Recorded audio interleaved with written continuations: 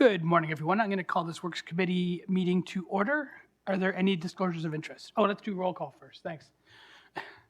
We don't do roll call in Uxbridge. We can see who's there.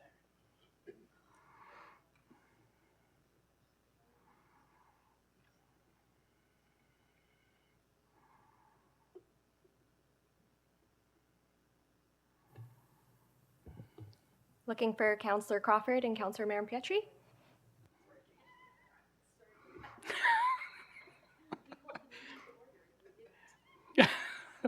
Fair enough. I'm sorry to be in the way of your conversation. I apologize. All right. Any disclosures of interest? Okay, that's good. Seeing none. All right. We've got the minutes from November 6th and for both the open and closed sessions. Okay. All in favor? That's carried. And then we've got a delegation from Greg Gordon, and he's the chair of the EFW committee. Come on up, Greg. Thank you very much for coming in. Sure, that'd be great. Thank you very much, sir. And thanks for braving the weather to come and be with us today in person. Well, this is nowhere near the extra 4 inches up in Uxbridge. Oh, no, I don't have any yet. It's coming, though. And a few feet further up north. Yeah. So Greg Gordon, Chair of the Waste Management Advisory Committee, and I'm speaking on behalf of all the committee members who contributed to this year's annual report. We're aligned with the long-term waste management plan with Durham Region with a focus on, I'm just going to flip the page, on program implementation. There's a number of programs that are in progress and some that are already implemented to do with diversion of waste, making sure that we keep landfills out of the picture in the future, create a community in Durham Region that is going to recycle and reduce waste going to the Durham York Energy Center. And that covers a diversion program assessment. And we're also involved with technology and facility reviews, existing facilities that are in operation and future ones that are under consideration in the capital program. So through the year, the team looked at the BioCover pilot program. That's an important initiative to reduce greenhouse gas emissions.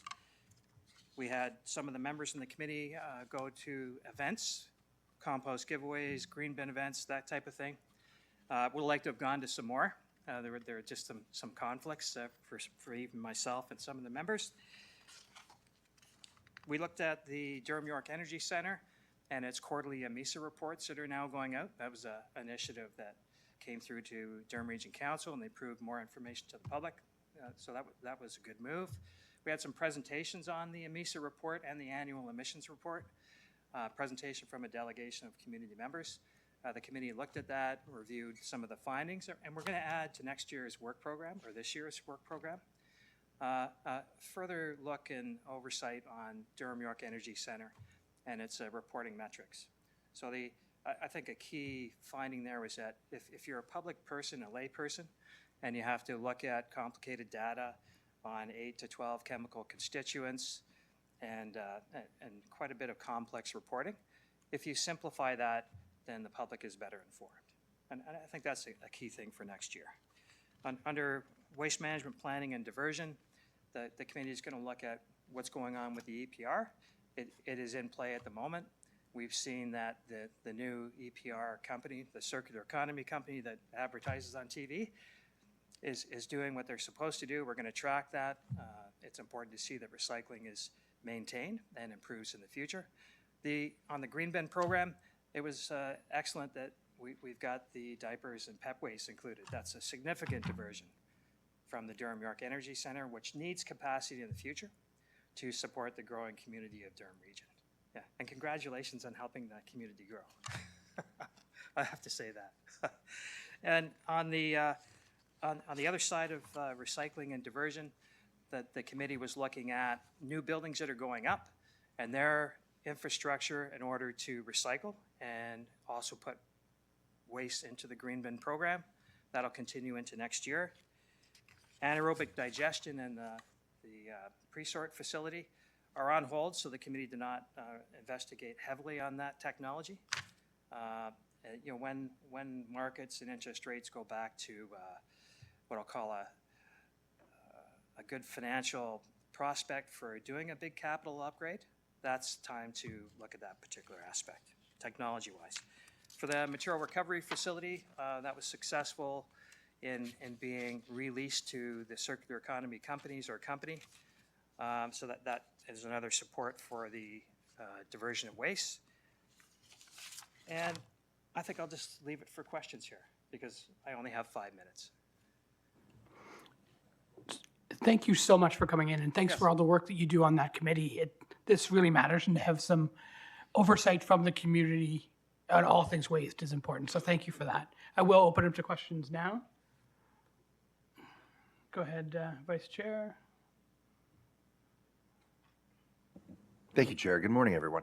Just wanted to see if you could expand on the remark about interest rates and the finances, because obviously we have models and how we're able to engage and pay for and essentially provide products and projects of this size and scope at times, are subject to either reserves or,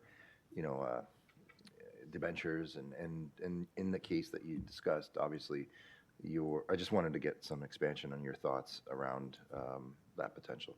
Well, the context would be that at the time of looking at proposals for the anaerobic digester and pre-sort facility, interest rates were spiking up.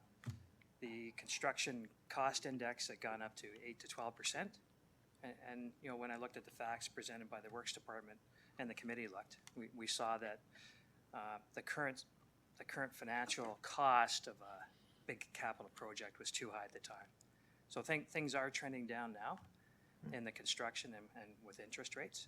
So I see that in the future there'll be an appropriate time to look at and approve this capital intensive program in the future. Okay.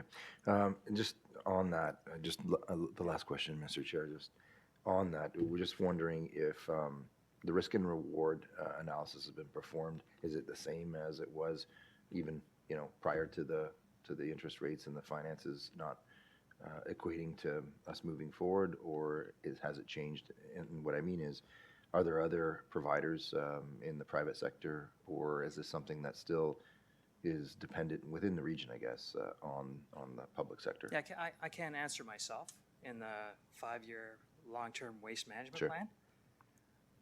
There is a point about who are the companies and the bidders and executing that capital program for the facilities sometime in the next 5 years. But I can't speak to Yeah, the appreciate full that. analysis. Yeah.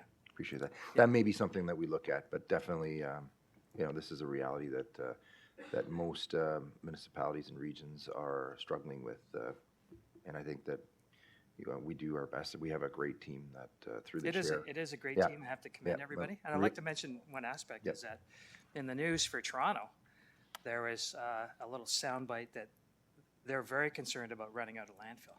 In fact, maybe they're going to run out of space in the next 6 months to a year.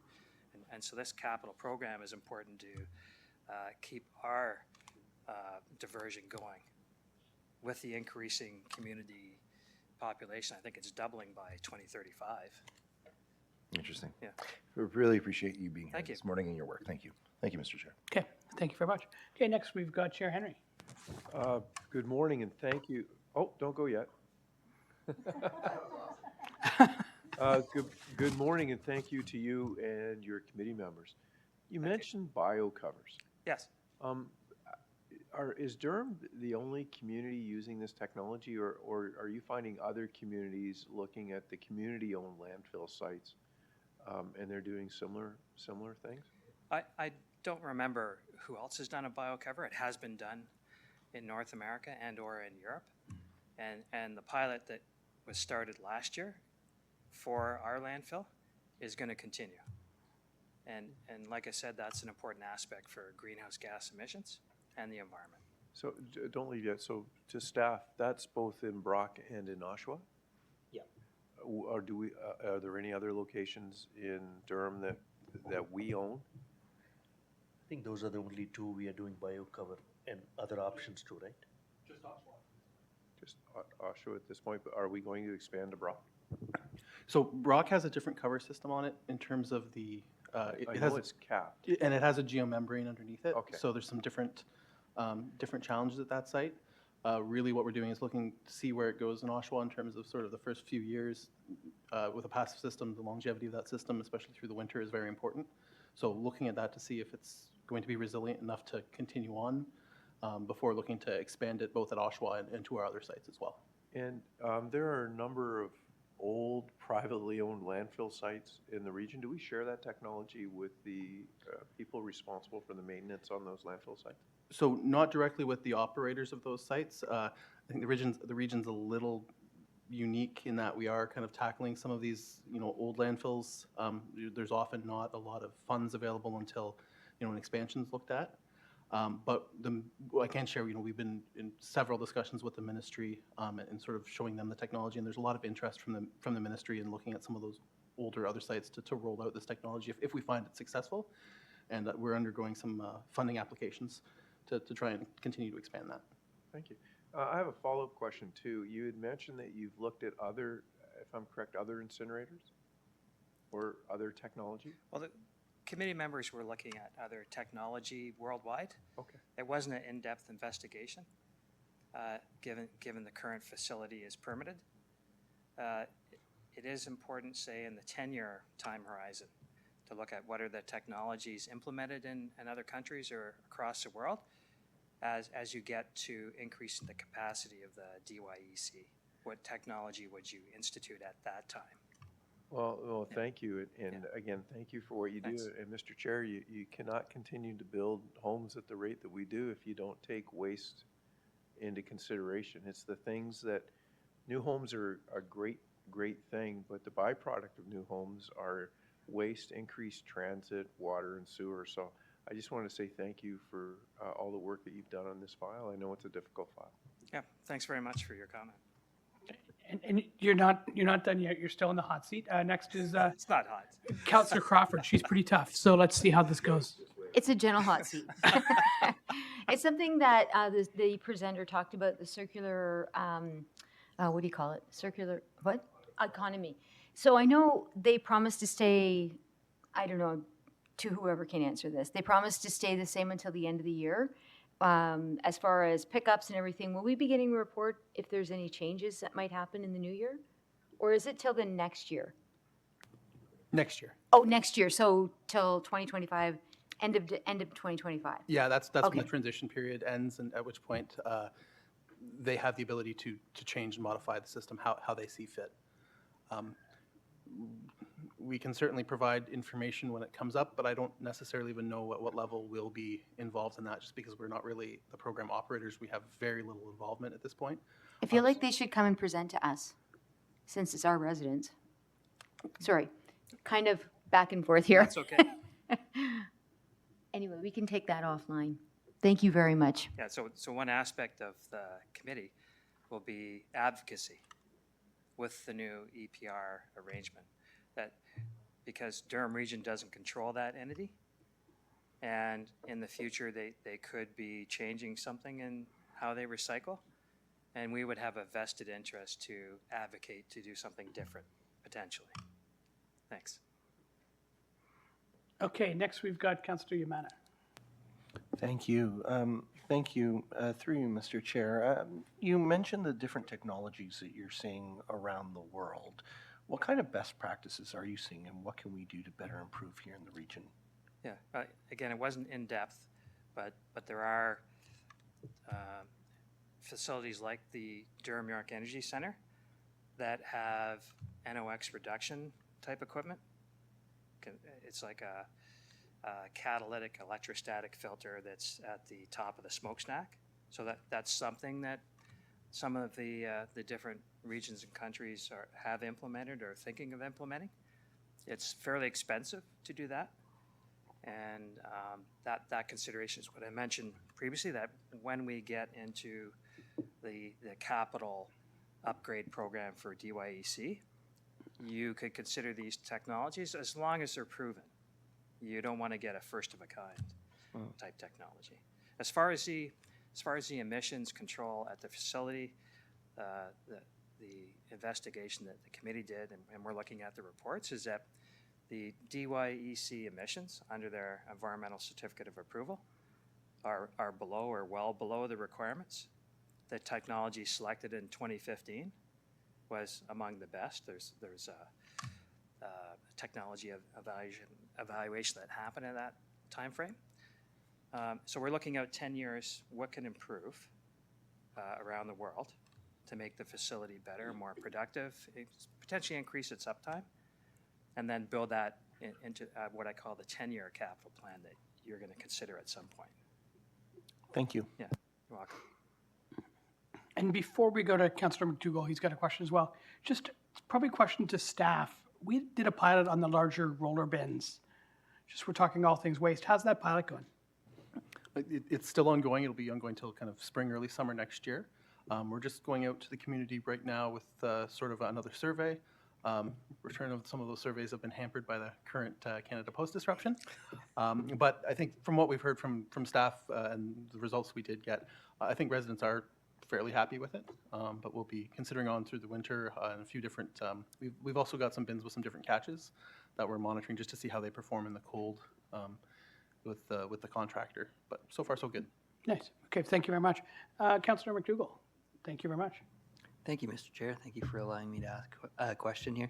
I can't help but think back to the old days when we had the 3 Rs and holiday season is fast approaching. It's pretty much weekly, not weekly, it's actually bi-weekly. But the last week we put out garbage with my current family of 4, we had half a bag of garbage. And so I can't help but think, and we're not trying to reduce how much garbage we have. That's just how much garbage we have. I can't help but think to all the people who are producing, endless amounts of garbage. Sorry, I'm calling it garbage, not waste. And sending it to the incinerator or to wherever it goes when it goes into the truck and not thinking about this. Does your committee actively, and I want to thank you for your efforts in the terms of reduction, does your committee actively work with in the environmental committee where those concerns are I'm sure, I want to use the word rampant, but I mean elevated to the top of their concerns? Yeah, Through Mr. Chair. indirectly through the Works Department. We have some inputs from the Environment Committee. One aspect we looked at in garbage are the black plastic trays that are typical in fast food coming out of the food stores and even packaging of some products. So they cannot be recycled. They go to the incinerator. And that's something where, as I mentioned, there needs to be some advocacy to the circular economy company they are the producers of black packaging, to get them to reduce that or eliminate it. So that's an aspect. Yes, and I can't help but think the encouragement to, when we shop local, and I think of heading to the local farm market or your local baker, there's so much less garbage produced, that in those products than in generally what's been mass produced. That's very good. And another aspect of reducing garbage is for myself and others on the committee to get into the outreach to the high schools and talk to the high school students, or even get into the grade schools. They're the next generation that are going to do that next level reduction in waste. And then just further, if I can, through you, Mr. Chair, in terms of the incinerator, I understand that the region is concerned and monitors our incinerator constantly, but that's not the only incinerator in the region. And I'm assuming that when we're looking at the emissions from our incinerator, that's only a fraction of the picture, whether it be a commercial incinerator or, a public incinerator, say at the hospital, or many of the other incinerators. And in fact, cement itself is an incinerator. And even if you just look across the barrier, we have all these millions of little incinerators going up and down the 401. So when we're looking at the generation of products that are incinerated in all the various means, are we measuring how much, that incinerator that we're using to burn the waste in diverting it from landfill, do we fraction that out? Through you, Mr. Chair? Well, I could answer on behalf Might be of staff. Andrew in the Works Department that in the reporting that occurs today for the DYEC, there is a set of benchmark data that says these are the low emissions from the facility, and how do we compare to Europe and other countries? So that is there. And but through you, Mr. Chair, just a question, just for clarity, does is that fractional in comparison to all of the products that are incinerated, whether it be fuel for whatever or? Well, or we're for- looking specifically at other Okay. DYEC type facilities. Okay, You really can't compare to something like the St. Mary's cement plant why not? that burns coal and other things. I wouldn't use that as a benchmark. As a professional, I think Yeah. I would consider that a fair Yeah. comparison. It's all incineration. But I really thank you for your work, Thank you. and I thank you for your work on waste reduction and diversion. Thank you. Okay, and we'll just go to Andrew for a moment. Yeah, just if I could clarify, so the emissions that we do, there's two sort of sets. One is the sort of in stack, so really at the plant. We also do look at the ambient environment as well, so that would pick up other emission sources. But really our focus is on our facility. There are sort of national inventories, and we did look at it a little bit earlier this year with the ambient air study in terms of where other sources, at least point sources, are in the community. But from the purposes of our monitoring, really, we are just focused on the DYC. And again, just from me, I'm extremely proud of everything that this team does to reduce carbon in Durham Region. I think this is the best way to deal with waste, especially when we added the anaerobic digestion piece of this. I think we are doing better than sort of most of our neighbors for sure. And I love serving as chair on this committee because of the work that you and your team are doing, Andrew. So thank you. And thanks for being our public voice. Yeah, thank you. And I'd like to close off saying that, my vested interest in being on this committee and helping Durham Region is protecting the water. The water is very important. We think we have a lot in Ontario and Canada. It is under some stress.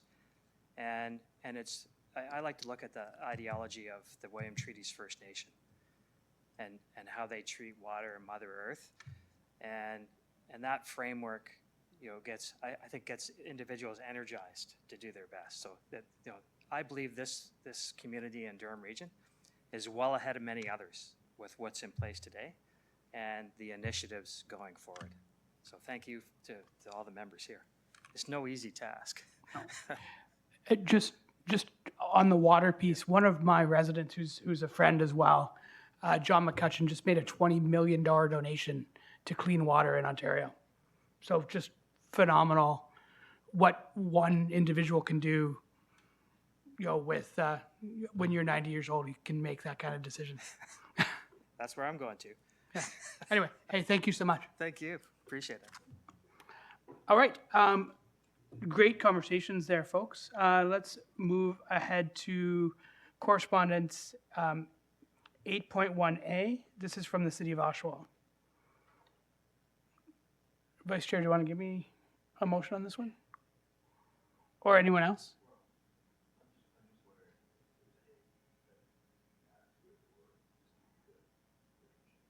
Okay. Go ahead, Ramesh. Yeah. Oh, Mike, though, if you don't mind. Yeah. Oh, it's on, sorry. As I mentioned at the previous Works Committee meeting, we are lining up our 2025 budget, potentially for 2026 construction. So basically, we are going to be in line. And I know it's received for information, but we have taken it as a referral to 2025 budget. So you would see it in the 10-year forecast, including 2025. I appreciate that very much because I have full confidence in our department's not just the ability but willingness to move this forward in a timely way as well. Because obviously, just on that note, the budget horizon and the schedule for projects of this nature tend to get adjusted from time to time. In this particular case, we're not looking for an adjustment in the latter years. We're looking for an adjustment in the interim and something obviously expedited. Is there something that we can work on together in order to streamline, expedite, make this a more timely sort of injection? Yeah, as mentioned, Oshawa is in the process of sole sourcing the design assignment to the same company that conducted their EA, and they are moving to design, and the region is moving hand in glove with the city and that consultant to include the water sewer component and potentially 2026 construction. In other words, I don't see the region being a constraint in maintaining the schedule, which is, I think, 2026 construction. So just so that we're clear, I'm not simply speaking about this particular correspondence and just generally and how we can, sort of piggyback off of one another's timelines in order to activate sooner in our infrastructure projects, because time's obviously money. And I know that everyone's got the same pressure in other municipalities, but when things are shovel-ready, we want to make sure that, we don't impede any sort of critical path from being executed. Yeah, the short answer is yes, and we always coordinate with the local municipalities, like, for example, we are doing one on Ajax, when Hunt Street is ready, like, we do that, and point noted. Okay. Thank you very much. Are you comfortable with the motion to receive? Oh, sorry about that. Go ahead, Mr. Chair. I just want to check with the clerk. This is it possible to, instead of a receive for information, to endorse the staff's position? You could, or you could just refer it back to staff for consideration, as Ramesh had said.